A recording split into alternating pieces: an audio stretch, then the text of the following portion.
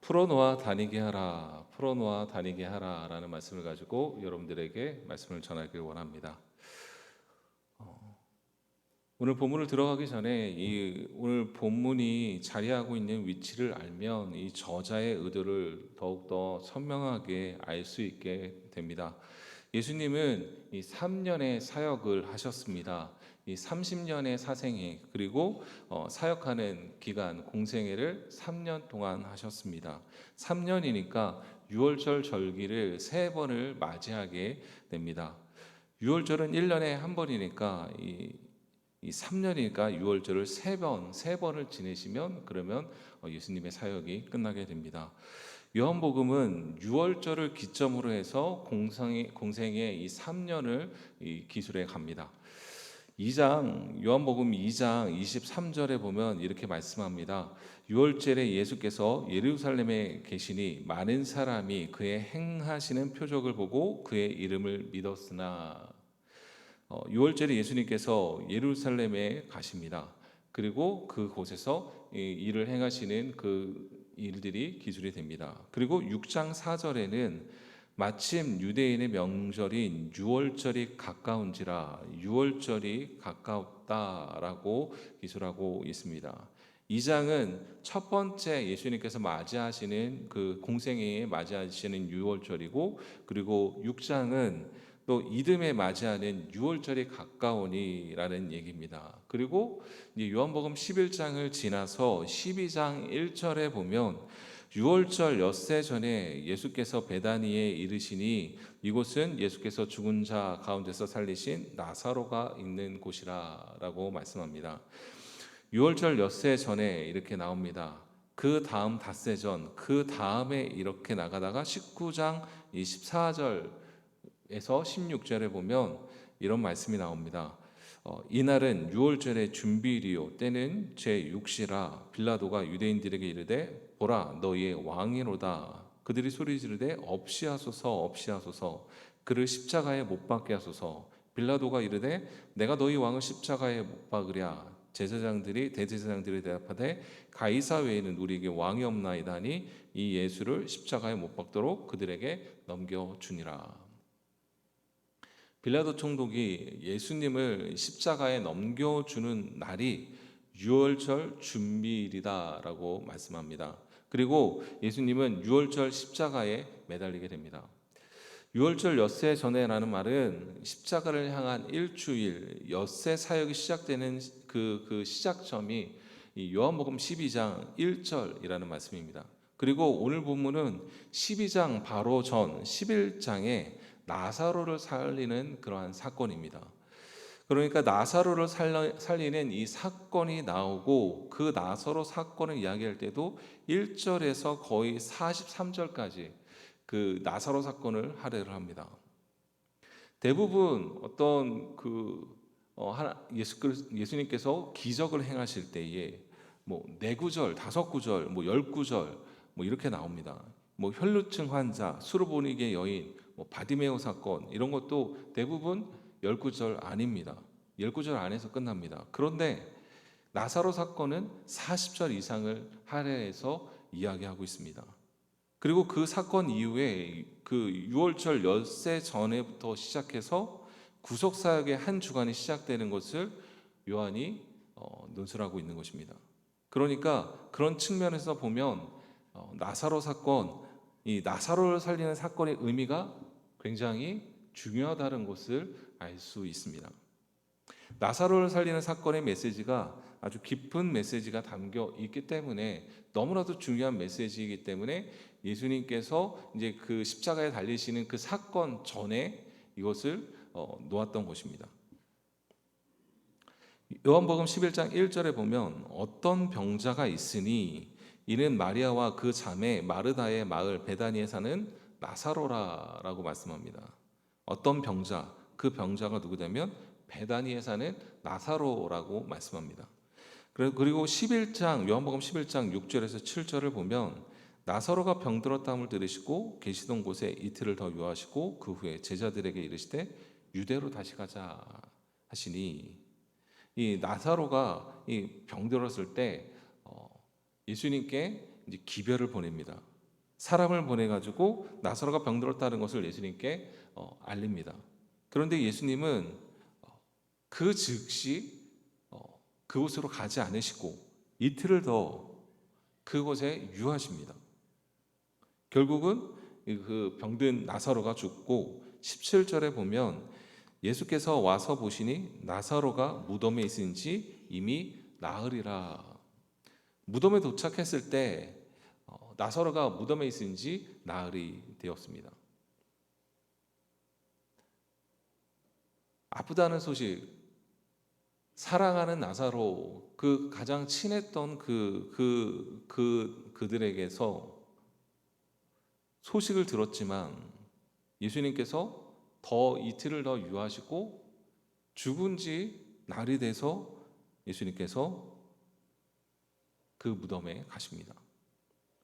그러니까 마르다와 마리아가 이렇게 말합니다. 예수님이 여기 계셨더라면 우리 오라비가 죽지 않았을 것입니다. 그렇게 얘기를 합니다. 예수님은 그 이야기를 듣고도 예수님께서 아무 반응하지 않으시죠. 예수님은 그들과 함께합니다. 나사로가 다시 살아날 것이다 라고 말씀하시면서요. 요한복음 11장 39절에 보면 예수께서 이르시되 돌을 옮겨 놓으라 하시니 그 죽은 자의 눈이 마르다가 이르되 주여 죽은 지가 나흘이 되었음에 벌써 냄새가 나나이다. 무덤에 도착하자마자 그들에게 명령하십니다. 돌을 옮겨 놓아라. 그러니까 그들이 뭐라고 얘기하냐면 죽은 지 이미 나흘이 됐습니다. 벌써 냄새가 납니다. 죽은 지 나흘이 되면 시신이 부패해서 썩는 냄새가 그렇게 나는 것입니다. 이것을 보아서 나사로가 살아난 것은 그 나사로가 기절했다가 살아나는 것, 그런 것이 아니라는 것입니다. 완전히 죽었다는 것입니다. 그래서 시체가 썩어서 냄새가 나는 그러한 상황이라는 것입니다. 그때 예수님이 40절에 예수께서 이르시되 내 말이 내가 믿으면 하나님의 영광을 보리라 하지 아니하였느냐 하시니 내가 믿으면 영광을 보리라. 이 나사로 살리는 이 사건이 어떤 의미가 있는가? 이 사건을 통해서 주시는 메시지가 뭔가를 말씀하고 계시는 것입니다. 그 내용이 이 11장 42절에 나와 있습니다. 항상 내 말을 들으시는 줄 내가 알았나이다. 그러나 이 말씀하옵는 것은 둘러선 무리를 위함이니 곧 아버지께서 나를 보내신 것을 그들로 믿게 하려 함이니이다. 예수님께서 기도하십니다. 내 말을 들으시는 하나님 감사합니다. 이 말씀하옵는 것은 둘러선 무리를 위함이니 나를 보내신 것을 믿게 하기를 원합니다. 그러니까 나사로를 살리는 이 사건을 보면서 깨닫기를 원하셨던 것입니다. 우리가 기다리던 그 메시아가 바로 이분이구나. 죽은 자를 살리시는 이는 하나님뿐인데 이분이 하나님이시구나. 그러면서 나사로야 나오라 그럴 때 나사로가 어떻게 됩니까? 살아나죠. 이 사건을 보면서 예수님이 바로 나사로를 살리듯이 나를 살리러 오셨고, 그리고 이제 유월절 엿새 전에 이 유월절에 예수님이 십자가를 지시게 됩니다. 엿새 전서부터 이 구속 사역이 뭔지 바로 우리를 살리기 위한 사역이구나, 이것을 알려주시기 위한 전초전이었던 것입니다. 요한복음 11장 43절에 말씀합니다. 이 말씀을 하시고 큰 소리로 나사로야 나오라 라고 부르시니, 나사로야 나오라 그럴 때 그 냄새 났던 나사로가 벌떡 일어나서 나오게 됩니다. 하나님의 구원 계획을 미리 보여주시고 깨닫는 사건의 현장이 바로 이 나사로의 무덤, 죽은 나사로의 무덤의 사건 현장이었습니다. 44절에 아주 중요한 말씀이 있습니다. 11장 44절에 말씀합니다. 죽은 자가 수족을 배로 동인 채로 나오는데 그 얼굴은 수건에 쌓였더라. 예수께서 이르시되 풀어놓아 다니게 하라 하시니라. 풀어놓아 다니게 하라 하시니라 라고 말씀합니다. 여러분, 살리는 일은 누가 하셨습니까? 예수님이 하셨습니다. 그런데 죽은 자가 수족을 배로 동인 채로 나오는데 그 얼굴도 수건으로 쌓여 있었습니다. 그래서 예수님께서 이렇게 말씀합니다. 풀어놓아 다니게 하라. 예수님이 십자가에서 모든 결박을 풀어 주셨습니다. 그리고 우리를 살려 주셨습니다. 그리고 우리에게 말씀합니다. 내가 살려 놓았다. 내가 결박을 끊어 놓았다. 그리고 너희가 할 일은 풀어 놓아 다니게 하라. 예수님께서 세상을 이기셨습니다. 예수님께서 모든 결박을 끊으셨습니다. 그리고 예수님께서 우리에게 지상 명령을 명령하셨습니다. 이 세상에 마침표를 우리에게 찍게 하십니다. 구원의 사역에 우리를 동참하게 하십니다. 그것은 주님의 은혜입니다. 풀어놓아 다니게 하는 일은 주님께서 명령하실 때 그 앞에 있는 사람들이 해야 하는 일이고, 그 말씀을 들은 사람들이 해야 되는 일이고, 그리고 지금은 우리 교회가 해야 되는 일이고, 저와 여러분들이 해야 하는 일입니다. 우리가 그리스도의 몸으로, 우리가 그리스도의 손이 되고 그리스도의 입이 되고 그리스도의 발이 되어서 우리가 많은 사람을 풀어놓아 다니게 해야 할 것입니다.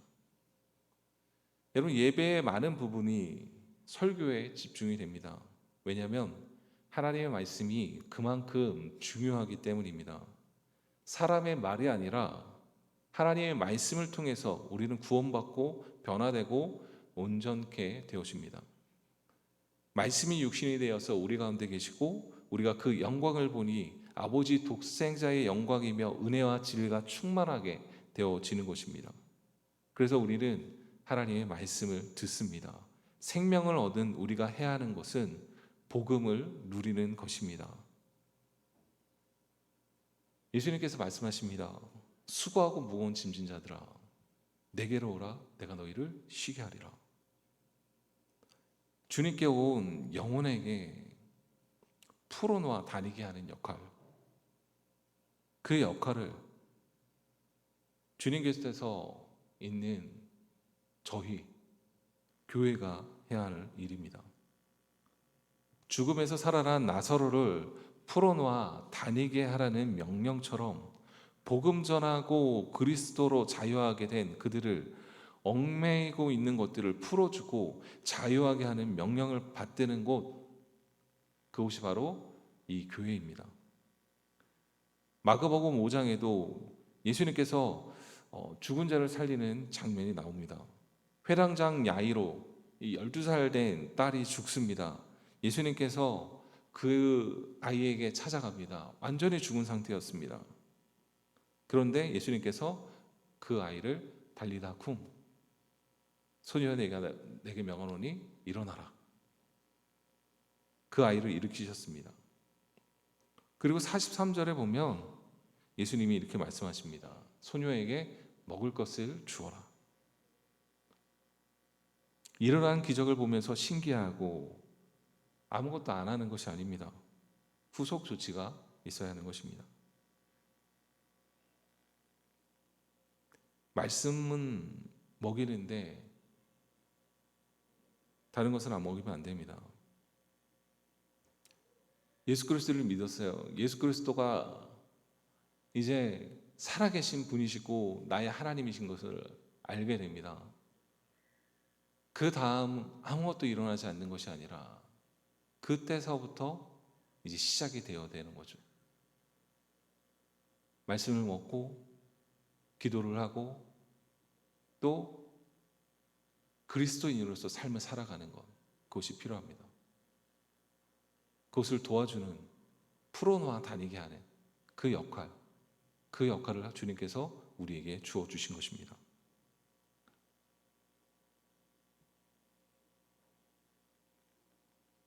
자유하게 하는 작업이 필요하며 채워주는 작업이 필요합니다. 섬김이 필요합니다. 우리 가정에서도 이러한 것들이 필요합니다. 가정에서도 우리는 자녀들의 눈빛을 항상 관찰해야 할 것입니다.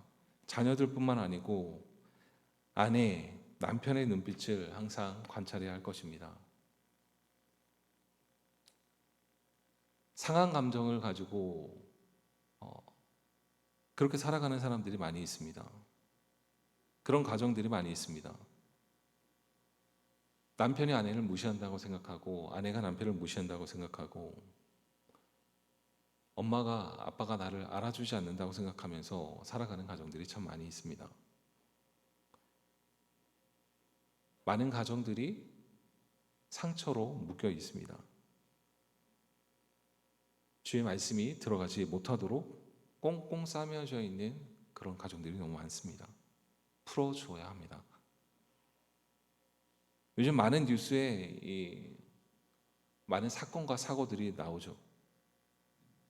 살인사건, 상해들이 많이 나옵니다. 옛날에는 돈이 없어서 먹고 살기 위해서 이 살인을 저지르는 일들이 많았는데 요즘에는 마른 살인이나 이 폭력의 원인을 보면 아무 이유 없이 괜히 그 사람에게 어떤 원인, 그 사람에게 어떤 상해하고 싶은 어떤 그 원인이나 이런 것들이 있지 않은데도 불구하고 아무 이유 없이 그렇게 하는 경우들이 많습니다. 그것을 묻지마 폭행이라고 이야기하죠. 지나가다가 상관도 없는 그런 사람을 폭행합니다. 다른 데서 무시받고 열받아서 지나가다가 그냥 아무나 잡고 폭행을 하는 것입니다. 지나가는 사람이 이 눈빛이 자기를 이 무시하는 눈빛이라고 가서 칼로 찌르는 그런 사건들도 있었죠. 무시, 내가 무시당하고 있다는 느낌, 이런 것에 많이 묶여 있습니다. 이 가정에서부터 해야 하는 사명이 있습니다.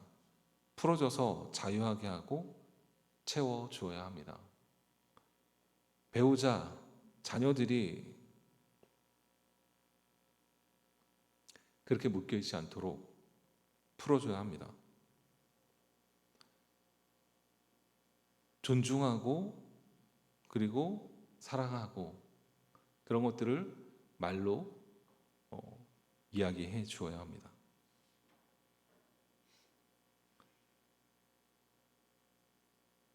살면서 인정받지 못하며 계속해서 좋은 소리는 듣지 못하고 나쁜 소리만 듣던 그런 분들은 내가 무시당하고 있다는 느낌을 받게 됩니다. 그리고 상한 감정으로 마음을 닫고 사는 사람들이 많습니다. 주의 말씀이 선포되는 건 주님께서 하시는 것이고 그들을 변화시키는 건 성령님께서 하시는 것입니다. 그 후에 우리는 풀어놔 자유롭게 하고 또 채워주는 것은 우리에게 주님께서 사명으로 주셨습니다. 교회에서 너무 열심히 우리의 사역을 하다 보면 주위의 사람들이 보이지 않을 때가 있습니다. 새로 오신 분들이 보이지 않을 때가 있습니다. 너무 열심히 하다 보면 새로 오신 분들은 막 분주하게 움직이는 사람들을 보고 경직되죠. 자유하지 못합니다. 여러분 다가가 주십시오. 웃어 주십시오. 안아 주십시오. 예배에 나왔지만 누구와도 한 번 말을 섞지 못하고 가시는 분들도 있습니다. 누구와도 한 번 이야기하지 못하고 몇 달을 왔다 갔다 하시는 분들도 있습니다. 다가가 주십시오. 자유하게 하십시오. 채워 주십시오. 성령님은 말씀으로 생명을 살리시고 우리는 주님의 명령을 받아서 자유하게 하고 채워주는 역할을 우린 또한 감당해야 합니다. 섬김의 역할을 우리가 감당해야 합니다. 섬김의 자리가 굉장히 중요합니다. 우리는 섬기는 사람들입니다. 풀어주고 채워주는 섬김의 사람들이며 그것이 우리 모두의 사명입니다. 가정에서도 그렇죠. 남편이 말 한마디 안 하고 집에 앉아 있으면 온 식구가 경직이 됩니다. 아내가 말 한마디 안 하고 누워가지고 벽 보고 있으면 다 경직됩니다. 아이들은 얼어버립니다. 가정에서도 우리의 사명은 무엇이냐? 풀어놓아 다니게 해야 합니다.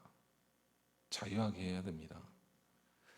우리 중고등부 아이들, 우리 이제 수능이 얼마 남지 않았습니다.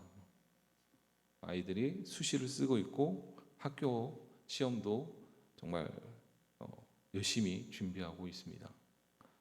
그 아이들의 삶을 듣다 보면 정말 어떻게 그렇게 살지라는 생각을 하게 됩니다. 실기도 준비하고 있습니다. 여러분들 기억날 때마다 위에서 기도해 주시기 바랍니다. 그런데 수험생들에게도 마찬가지. 하나님이 모든 자녀들에게 이 공부 잘하는 은사, 재능을 주지 않았습니다. 어떤 사람들은, 어떤 친구들은 이 책만 보면 너무 좋아서 이 책이 피난처이고, 그리고 책만 보면 집중을 하게 되어지는 그런 아이들도 있죠. 그런 아이들, 공부하는 것이 좋은 아이들이 있습니다. 그런 아이들은 공부해야 합니다. 말리지 말아야 합니다. 그런데 이런 아이들도 있습니다. 한 시간도 가만히 있지 못하고 잠깐 수학 문제 하나 풀면 또 화장실 한번 가야 되고, 간식 먹는다고 수학 문제 하나 풀고 또 나오고, 냉장고 물 먹는다고 나오고, 계속해서 돌아다니는, 분주하게 돌아다니는 아이들. 그런 친구들은 공부가 아니라 하나님께서 다른 재능을 주셨을 것입니다. 손흥민 같은 그런 친구들, 분주하게 움직일 수 있는 그런 친구들, 아니면 뭐 아이들과 친하게 지나고 뭐 그 아이들의 주위에 많이 모이는데 그런 공부는 못하지만 그런 아이들은 또 비즈니스를 해야 되지 않겠습니까? 공부과가 아닙니다. 수능 성적이 대학을 결정할 것입니다. 그러나 아이의 인생을 결정하지 않습니다. 하나님이 각자에게 주신 재능이 있고 달란트가 있습니다. 내가 하고 싶은 일, 그가 하고 싶은 일을 하게 해야 합니다. 풀어놓아 다니게 해야 합니다. 아이들을 위해서 기도할 때 하나님께서 원하시는 그 일들을 할 수 있도록, 그 일들을 찾아갈 수 있도록, 기쁘고 즐겁고 행복하게 할 수 있는 일들을 찾을 수 있도록, 주님과 동행하면서 할 수 있는 일들이 있을 수 있도록 기도해 주십시오.